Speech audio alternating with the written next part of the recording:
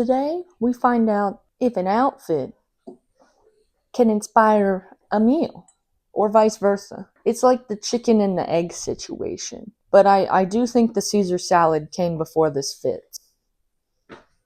We gotta work with what we got. This is a new series of Clark styling outfits inspired by a meal. It's gonna go formal to casual. Then we'll cook the dish inspired by the looks. Today's dish, a real hearty Caesar, and 3 looks that say zesty. Let's start simple with the classic Caesar. This is the Michelin star of Caesar salads. It has something special in it. My version? Tortellini. That's what makes it a whole meal, just like this outfit absolutely eats. This elegant pale green dress makes up most of the outfit, just like the lettuce kinda would. I decided to pair some cream tone accessories and really add some drama with this scarf because we all know a good Caesar dressing can really pack a punch with some garlic in it.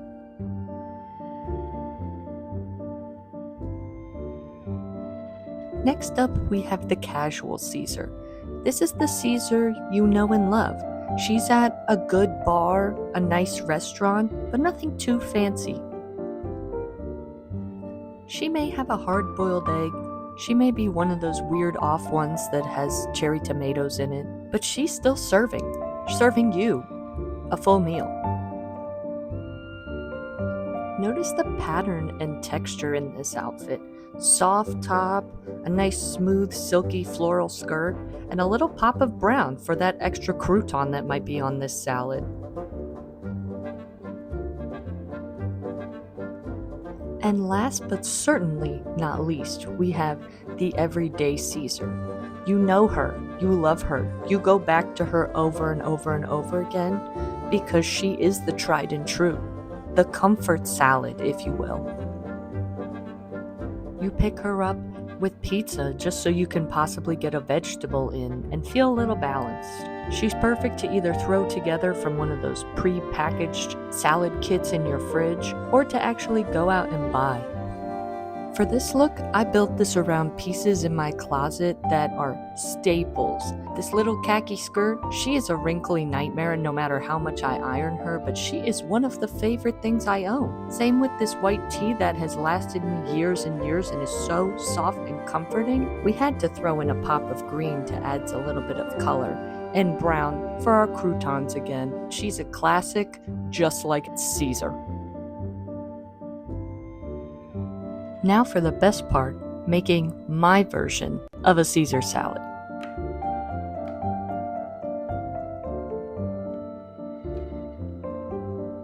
Once you kind of find the groove with making Caesar dressing, I find it really easy to make. I think most people just don't like to make it at home because you need a can of anchovies. And if you're like me and don't really love that anchovy taste, in your Caesar dressing, you will probably only use 1 to 2 for a big batch of Caesar dressing. Egg yolk, anchovy, little lemon zest, garlic,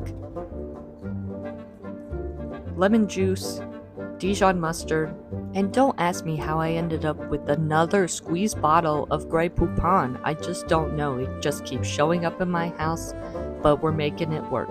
Give this all a good mix. And now we come to what I deem is the most difficult part, and I cracked open a new bottle of olive oil for this, and it opened like this. Don't know what that's about, but you just really have to slowly drizzle the olive oil. Take your time.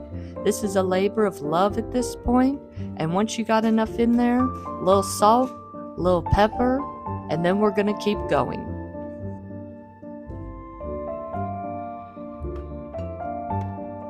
A couple of dashes of Worcestershire sauce in there, and then we have to get to our exercise for the day. My Parmigiano Reggiano. It's time to break her out, and we are going to grate and grate and grate some more, and you're gonna go through all these phases of grief that I went through while also grating this cheese for forever. But you get there.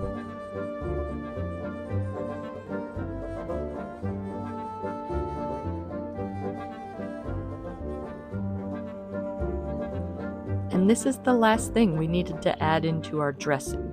I add in probably about 1/3 of a cup, a little more than most people, but man, does it hit. This one definitely had a really strong raw garlic tang to it. You probably could have used a little more lemon juice, but I loved it. Now, Clark Caesar salad has tortellini in it, specifically cheese tortellini, because we're not trying to go super over the top, but we're trying to make this a meal. Store-bought tortellini is just so easy. You can buy the package, pop it in the pot of boiling water for like 4 minutes, let it cool off just a little bit so it doesn't wilt your lettuce. If you put it in hot, you're gonna have like a weird hot cold salad, and no one wants that.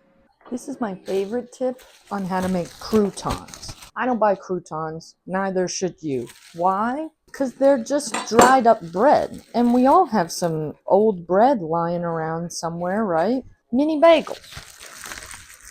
That's what I have lying around.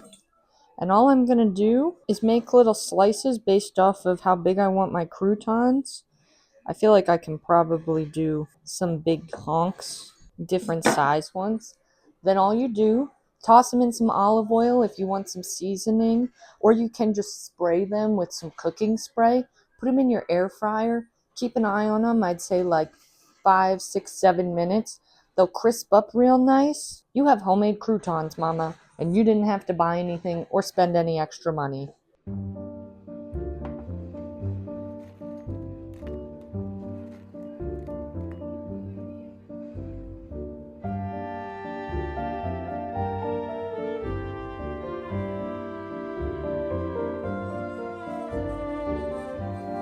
We have all our bits and bobs. It's time to assemble.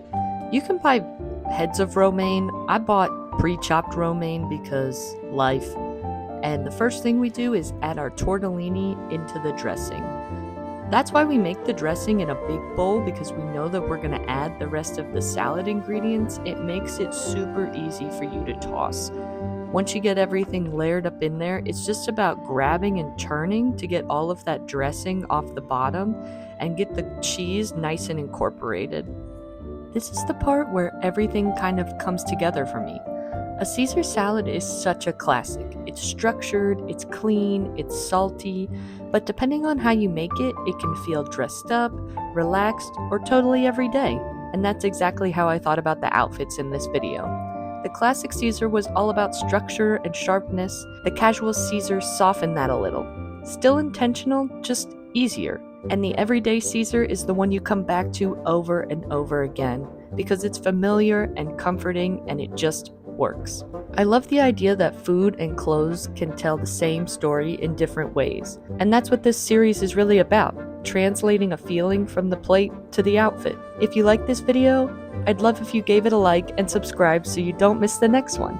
And definitely tell me what dish you want to see turned into an outfit next, because I already have so many ideas. Thanks for being here and hanging out with me at the table. I'll see you here again soon. Bye!